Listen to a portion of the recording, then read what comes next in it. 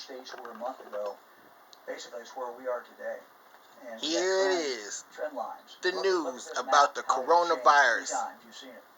But now, that's 50% right. of the population of the state The of news Ohio, about the coronavirus.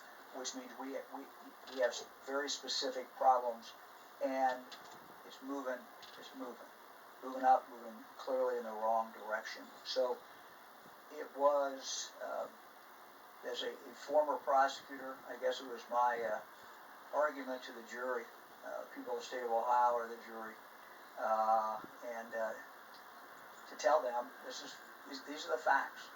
These are the essential facts that we have. This is what we know today. This is what we have to do to get through this. And what is at stake is what the fall is going to look like, what the winter is look like, our future. Our future as a state is at stake. No one wants to see us shut down. No one wants to see business shut down again. No one wants to see us hunker down. But if we're going to avoid all those bad things, we have to take action. And we have it within our collective selves to change the outcome. We really, really do.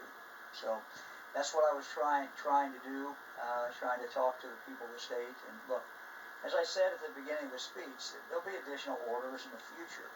But again, whatever those orders are, what's more important is what people do every day. And that's why I wanted to talk at 5:30 when I thought maybe getting home, people turn on the TV, watch a little news, and they might come across Mike DeWine on there, and maybe they'd listen to a few minutes, and I'd have the opportunity to tell them what was on my heart, and what I'm seeing, and what I'm concerned about. Thank you. Good afternoon, Governor DeWine. Ben Schwartz with WCPO in Cincinnati. Governor, I know you've been answering a lot of similar questions to this today, but I do want to ask the news about the coronavirus. Governor, what will happen if people in counties nearing level 4, like Athens, for example, with a whole lot of community spread, the news about the coronavirus, don't wear masks, and the virus continues to spread? Do you see them going into a stay-at-home order for solely just the county or something like that? Yeah, Ben, I don't know. We're going to do what we have to do. Local health department's going to do what they have to do. But buck stops with me. I'll make the decisions. But what really will happen, whether we issue an order or don't issue an order, if it's so widespread that people are scared, the news about the coronavirus kind of shuts down. That's right. The news about the coronavirus. For example, let's take Athens County. And John and I were on the phone with the health director, along with other health directors on the phone. I said, look, what's going to happen? What's going to happen in the fall when these kids come back to school, when OU is back, and you've got thousands and thousands of kids? So, and that's that's the concern. I mean, it's July, and we're seeing this in Athens now, so we're concerned.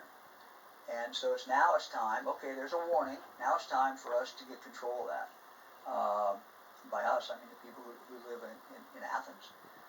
People run the bars. People who are there. It's time to get control of this situation, because you're going to have tens of thousands of students coming back in the fall.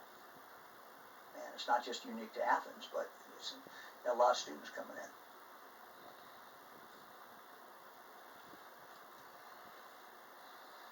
Governor Stephanie Kuzadum with WKRC Local 12 in Cincinnati. I was wondering, besides the OHSAA, who are you consulting with specifically before making decisions on how fall sports should begin? And what do you hope to learn from them? And what are they advising for the start of competition for both contact and non-contact sports? I missed part of that, and I apologize.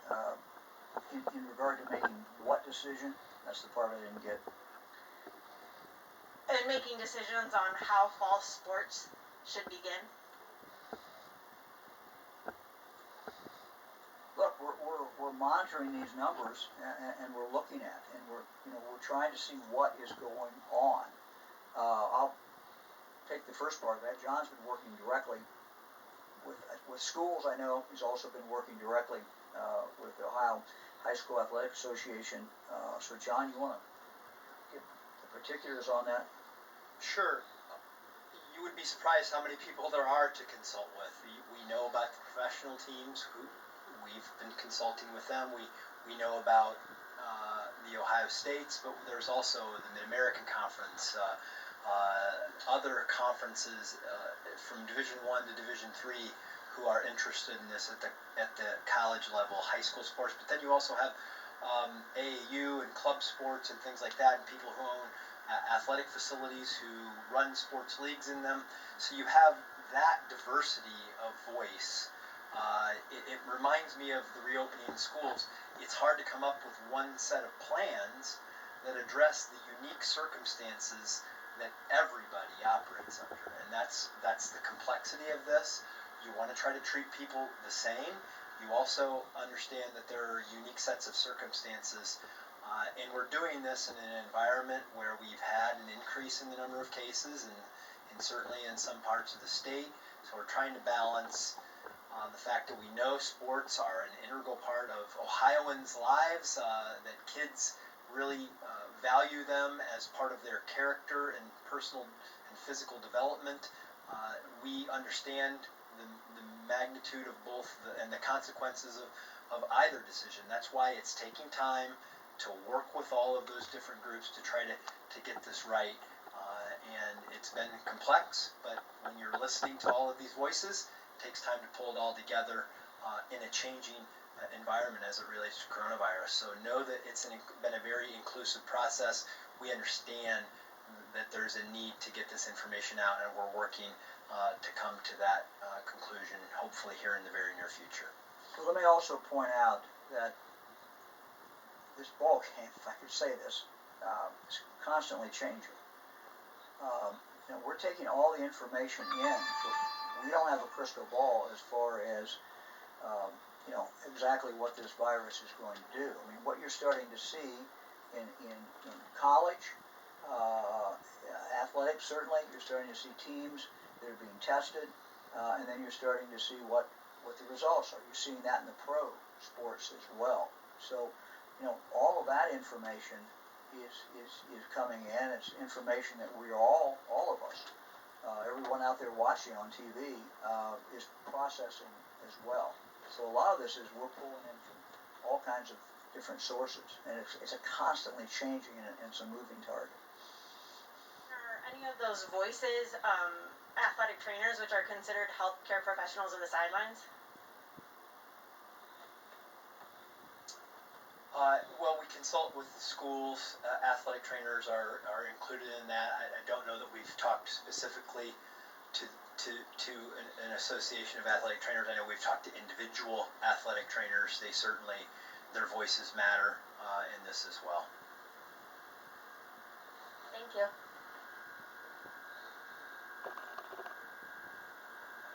Hi, Governor. Tom Bosco with ABC6 here in Columbus.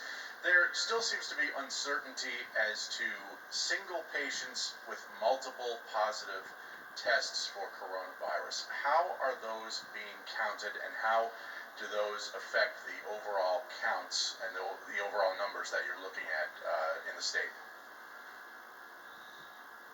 I'll tell you what I know. My understanding is that one person becomes one case, no matter how many times they have tested, and that process is done at the health department level. John, do you have any more on that? It's a great question. I get it often. I directly ask the health department about this, and what they explained is that when you get tested, you're going to give your name and you're going to give your birth date, and they cross match. So even no matter how many tests you've had, they're going to cross match that and make sure that data is only there for a single individual. If you got tested 3 times, it's going to be deduped into one case per individual, per name and birth date.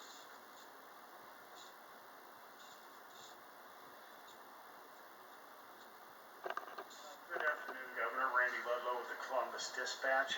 You declined last night to go to a statewide mask order. With the addition of today's red counties, more than half of Ohio's population is now under a mask order. Governors and health authorities in 24 states now have issued mandatory mask orders, including 6 just in recent days, including fellow red state governors. What do they see or what do they know that you don't when it comes to imposing a mask order? Well, as you know, Randy, we were probably one of the first states to impose a mask order for business. So we did that very, very early. As you just pointed out, we have now 60%, as of tomorrow night, 60% of the population of this state will be living in a county that has a mask order. We may come to that. We may make a decision that the entire state will be under a mask order. What we've tried to do is to do 2 things. One is to give people the information that they need to make these decisions. Ultimately, order or no order, what people do when they go out of their house, do they put a mask on, do they have a mask, do they put a mask on when they go into a business. The trend line is clear, and the evidence, as I pointed out last night, is overwhelming. So I thought I would try, Randy, one more time with an address in the evening to talk to the people of the state of Ohio about the importance of wearing masks. My experience in life is that people react generally better when you ask them to do something, when you give them the evidence, than they do when you tell them to do something. So I'm trying this, and I made an impassioned plea last night. I think we have the facts on our side. I know we have the facts on our side. Clearly, the scientific evidence is there, and I'm asking people of the state, no matter what part of the state they live in, the next few days to think about it, pray about it, and I hope that in the next few days they make the decision, even if they're in a county that is yellow right now. They need to know that their county may not be yellow in the future. They need to know that their virus is out there lurking in their county where they live. So I'm giving them a few days, and we hope that we'll see a lot more people who have masks on. I'm heartened, frankly, that we are seeing, and the culture, I think, is moving in this direction. I think when you have 2 big companies, for example, where virtually everybody shops, Walmart, Kroger, in Ohio, that's a real trend. So we're going to give it a little while, and I will not rule that out as we go in the future. But I think, again, people rather be asked than rather be told. And the bottom line is how many people are being careful, because masks are important. But as we learned and we hear all the time, we heard from the health directors today, it's not just masks, it's people coming together. And there's only so much that, we can get into people's lives. Ultimately, it's going to come down to what they do when no one else is looking. What they do, do they have that block party? Do they have that party in their backyard where they've got a ton of people there? These are things that we can't control. But in the end, if they're armed with sufficient facts and the evidence, and they see what a real threat that this is, and they know that we could become Florida in a darn short period of time, I hope that convinces them. So we'll see how good I'm doing at convincing people in a few days.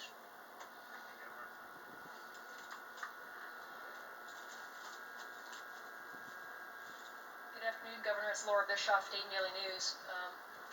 Based on the current trends in those 19 red counties, and especially in light of the case numbers increasing among young adults, what concerns you about college students returning to campuses at University of Dayton, Wright State, University of Cincinnati, Ohio State, in mid-August, which is just 4 weeks away? A lot. I think everybody should be concerned. The colleges are doing what they can. They are, some of them have alternative plans. Some are going partially distance learning. I think the next few weeks are going to tell the tale, frankly. You know, we're talking about K through 12. We're talking about college. We all want kids back in school. What we do today, literally today, tomorrow, the next day, is going to determine whether that occurs or whether that does not occur. And it's not going to take an order from Mike DeWine. People are going to figure it out. And if these trend lines continue, if we continue to see more of these counties, like I said, it's not going to take an order. You're going to see colleges that are going to be dealing with their customers and their clients, and people aren't going to want to come back. Parents won't want to send their kids back. So we've got to get control of this. We've got to get control of it now. But you know, we're 4 weeks away. You're absolutely correct. Thank you. Hello, this is Jessie Bulmer with the Inquirer, and I'm told I'm the last question. You've talked about the importance of, you know, the dangers of traveling to hotspots. You've also said repeatedly that Florida is a trouble area. Are you planning to go to the RNC events in Jacksonville?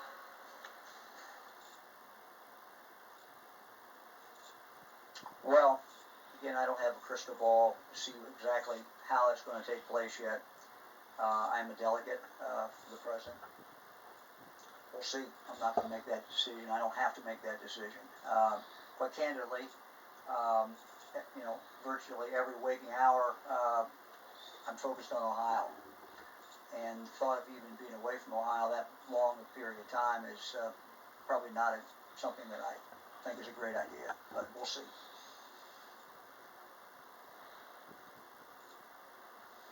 Well, thank you very much. Unless there's some breaking news, we'll see you all back on Tuesday, and I hope everybody has a great weekend. Thank you very much.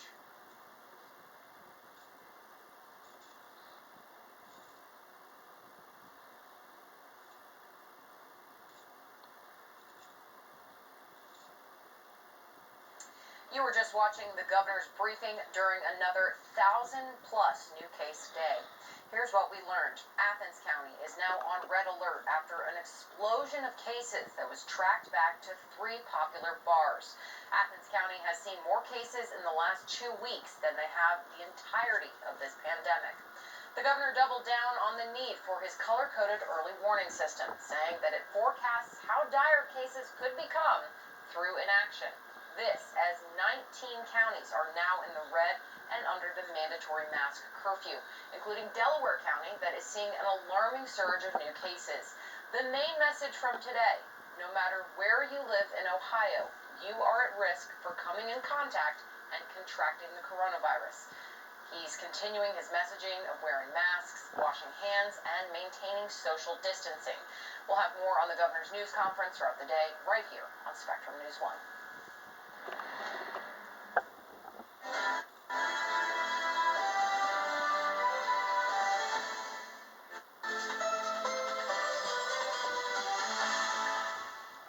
Severe thunderstorm watches are posted for northeast and east central Ohio through 9 p.m. tonight.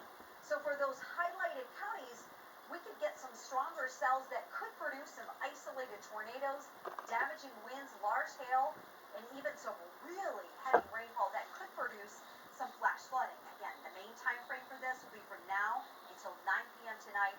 We will be drying out as we head into the overnight hours. We'll be looking at mostly cloudy skies. Tomorrow the skies will be brighter and dry, but it's going to be hot. And get ready for some high heat heading into both weekend days. Temperatures tonight with mostly cloudy skies will be mild and warm. We'll be in the upper 60s and low 70s. Heading into tomorrow afternoon, we'll be in the low 90s. Now, we're going to start the day tomorrow with mostly cloudy skies, but as we head towards the lunch hour and into the afternoon hours, skies will be clearing, and we'll be seeing a lot of sunshine out there, but it will be hot and humid. Here next, weather on the ones in less than 10 minutes.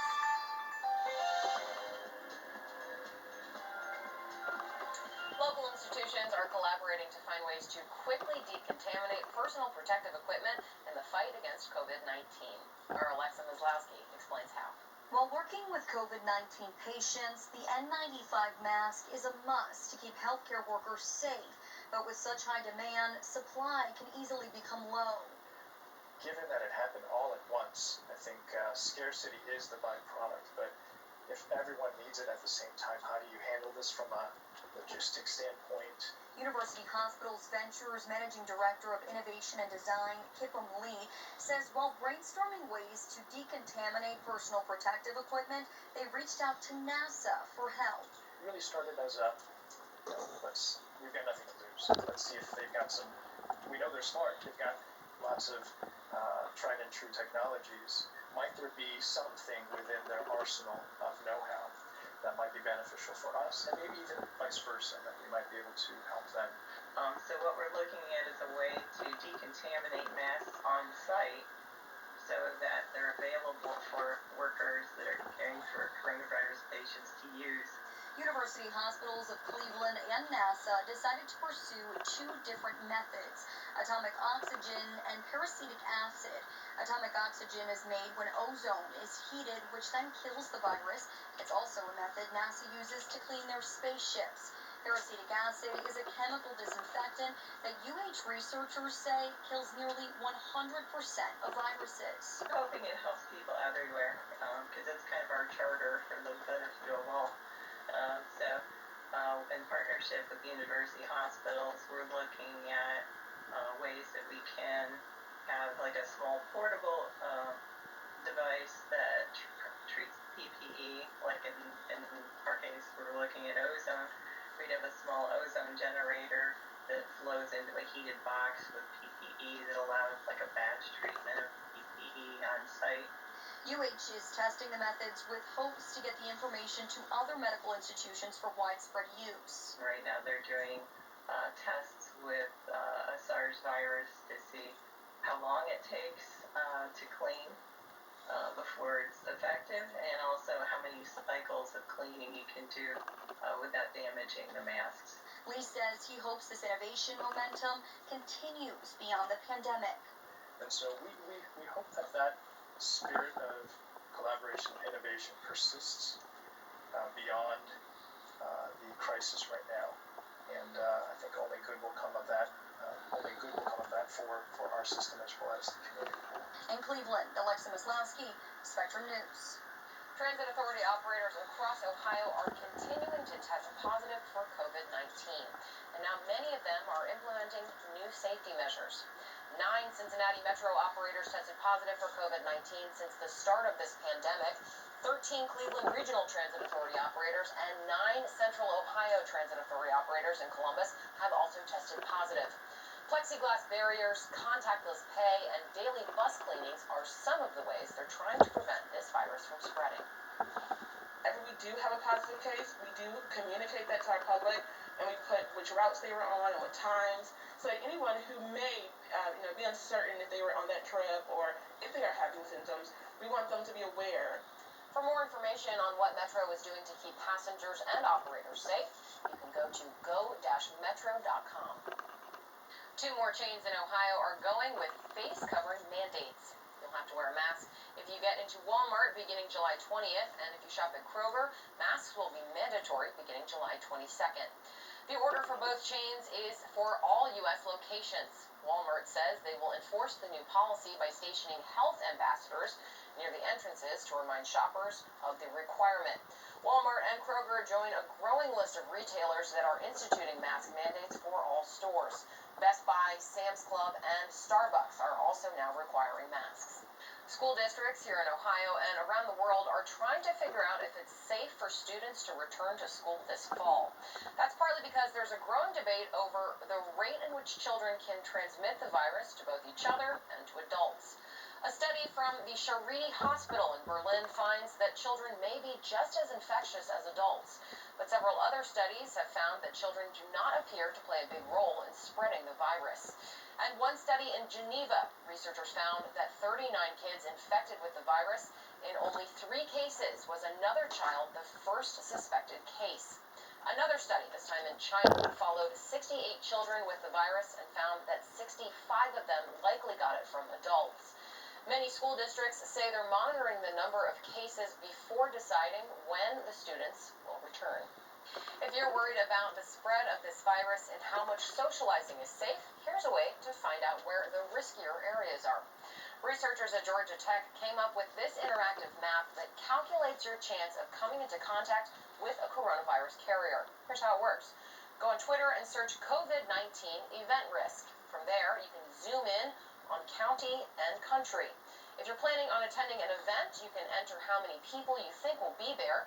The interactive map will then calculate your risk of contracting the virus based on the case numbers in that area. The popular assessment tool is updated daily. Well, it looks like the ongoing pandemic isn't having much of an impact on home prices. That's according to a new report out by the online real estate database Zillow.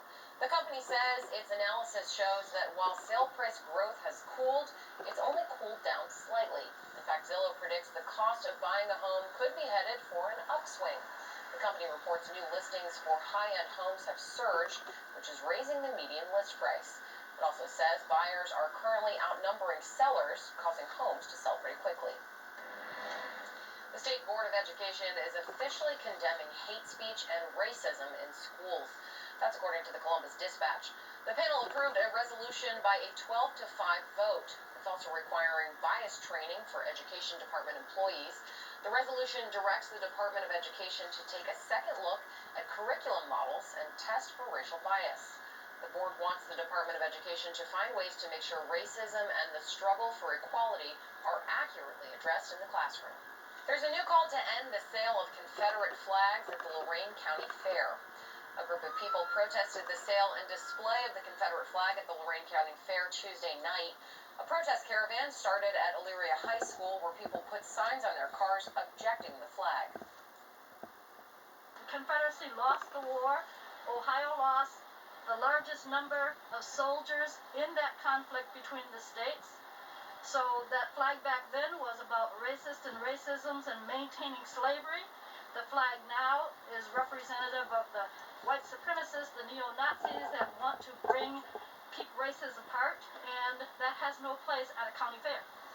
The caravan protest drove through several small towns in Lorain County, ending in Wellington, where the fair will be held later this summer. Many police departments are taking a good hard look at their use of lethal force. This after the death of George Floyd. In Cincinnati, the police department and local sheriff's office were shown a new device that can help restrain suspects without hurting them. It's called the Bola Wrap, and it can be used up to 25 feet. The device wraps a cord around the suspect's legs and torso so officers can detain them. The Cincinnati police chief deployed the Bola Wrap and was even on the receiving end of it. He says it's an option to consider. This is a prime example of an opportunity that we're